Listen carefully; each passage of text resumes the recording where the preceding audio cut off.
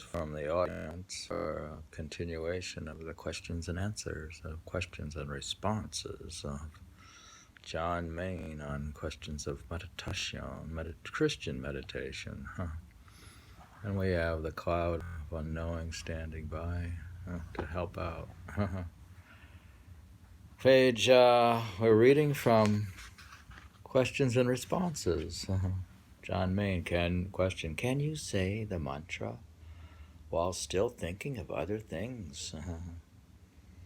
Can you think of other things while saying the mantra? Answer, it is quite possible, even likely, that this happens. But insofar as you can, very gently say the mantra and let go of the other things without using force. The essence of meditation is that it is a way of great gentleness. Great gentleness. That's a way of becoming great again. Great gentleness. You don't attempt, as it were, to hit the other thoughts over the head so as to banish them. You simply attend to the mantra more faithfully and let the other thoughts go. You may not be able to prevent them coming, but you can let them go. You will find that you can't learn to meditate in a matter of days or weeks. Generally speaking, the first 20 years are the most difficult. Wow. First 20 years. Are you past 20 years yet? The first 20 years are the most difficult. The important thing, though, is not how long it takes, nor how easy or difficult it is. The important thing is just to be on the way. He's just saying be on the way. He doesn't say you have to complete 20 years. Just be on the way. This is what changes everything. Question. You say to leave the past behind when we meditate. But how can we do that when we are so conditioned by the past? What is the difference? What is the past? Good question.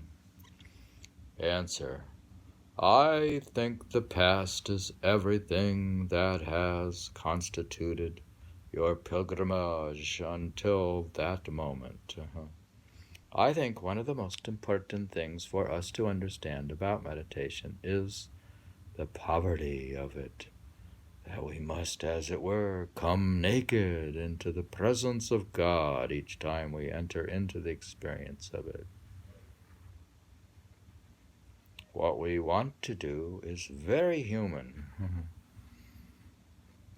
We just want you to be like a human, very human, to try to bring our experience with us so we will be able to judge this new experience in the light of the past. But I think what we have to do, and this is what I mean in this context, is to accept that every time we sit down to meditate, we are left just with our mantra. My goodness. Is that all we have? We're left just with our mantra. And with the cloud of unknowing calls, and with the cloud of unknowing. Are we left with that too? And with what the cloud of unknowing calls? The quote, the naked intent upon God. The naked intent upon God. There is nothing else. We surrender everything. The past is there. You are there. But what I am saying is that we surrender that past entirely into the hands of God. We say, quote, As of now, I come to you as I am, naked, totally at your disposition, and I surrender the past entirely into your hands. Does that make it clear? We got additional clarity from the cloud of unknowing. Answer. Question. Yes. One other thing you have said also helped. Quote, you don't judge this new experience by the past. Therefore, it is better to have the past out of it. It's very simple, in fact, isn't it? Question. Answer. What about where you stopped and I asked you to continue?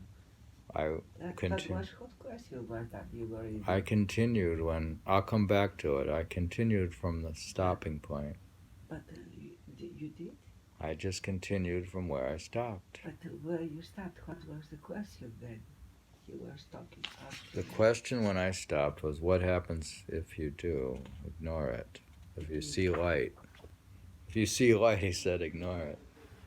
If you see the Almighty God with the radiance of 15 of 16 suns, and you reach such kind, you're supposed to ignore it. That's what you were reading. You see billions of saints and the light of God. I'm just kidding. Answer. Yes, one other thing. Question. Yes. Can you read that question again? Dear, you learn in meditation simplicity. We didn't finish this section, but I'll read it again. At the request of the audience.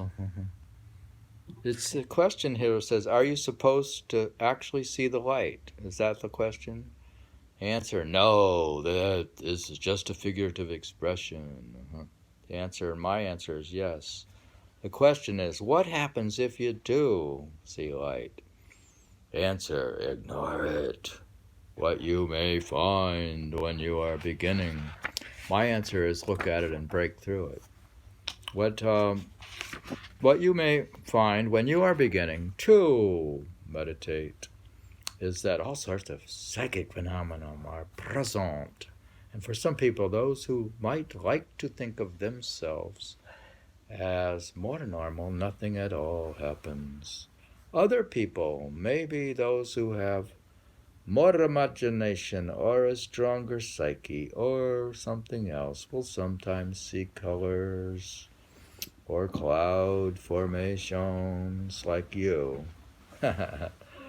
Did you see cloud formations or a particular images of stars or images?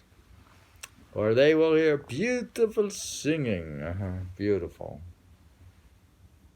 or harmonies, or even Pythagoras' music of the spheres. But the important thing is to go straight through all these phenomena. They are not at all important in themselves. They are much more likely to be associated with your liver and what you had for dinner than with any deep spiritual experience. Not everyone likes to hear this, of course, but the important thing is to say the mantra. Actually, you should just say the mantra until you're proficient at this thing. Saying the mantra, and not expect to see all the lights. You should become proficient at Simran. In a growing spirit of poverty and fidelity. Does that answer your question? The request to read it again? You answered the question, now it's the next question. Yeah, and then I went on. Then the next step is to say it in great gentleness. Can you say the mantra while still thinking of other things? It is quite possible, even likely, that this happens. But insofar as you can, go very gently say the mantra and let go of the other things without using force. The essence of meditation is that it is a way of great gentleness. Yes. That's what I read next. We are continuing with the questions and answers of John Maine, who is a very good thinker or writer or Christian meditator, etc., etc., etc. Answer: the past must be set aside to give us the simplicity that we need for the pilgrimage. That is part of the whole thing.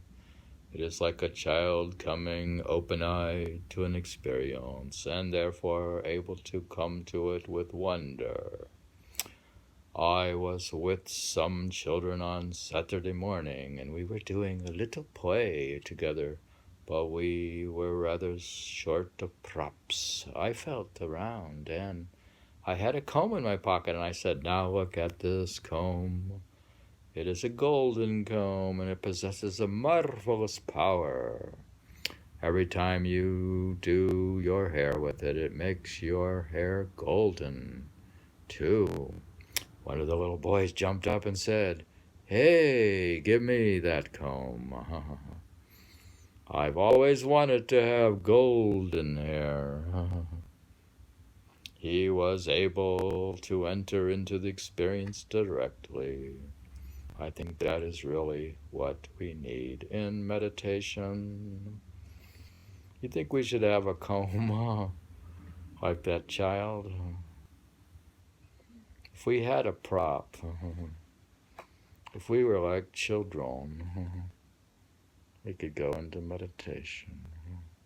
Question: what about the sense of boredom? Should I feel worried if it seems nothing is happening in my meditation? Answer: well, no.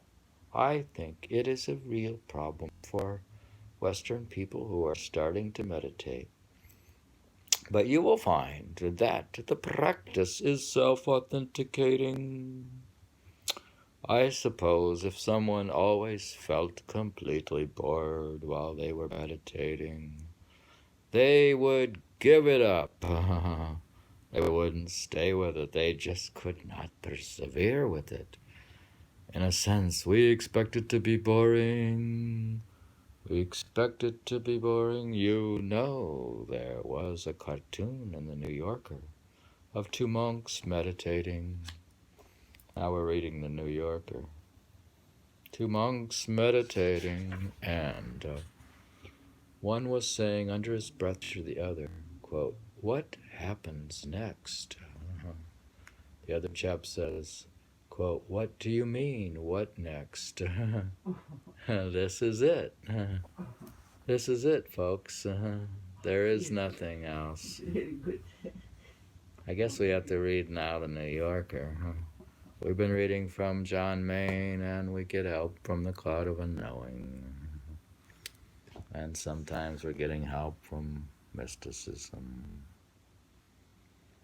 We're getting just help from the New Yorker, but I think you will find that as you enter into the peace of it and the simplicity of it and the silence of it, it is anything but boring. What I would say to anyone who does at times find it boring is to persevere, keep going. The advice that I would give anyone is to say your mantra. That is perhaps the most difficult thing to understand when you're beginning, because you think you should be praying, or you think you should be getting deep, great insights, or you should be levitating, or you should be doing something. Whereas the real thing is to say your mantra and to be content to say it. That is difficult. I think you have a good point, and that is particularly difficult for modern people because they are not a contented generation. We are always expecting something to happen. It seems that if we have a certain input, then there will be a certain output. There will be a payoff. But that is why I say, at the beginning, meditation is the way of unlearning, and you have to unlearn both your materialistic attitudes and most of your religious attitudes as well. Both have to be unlearned. We are realizing that was what happened, is happening eternally.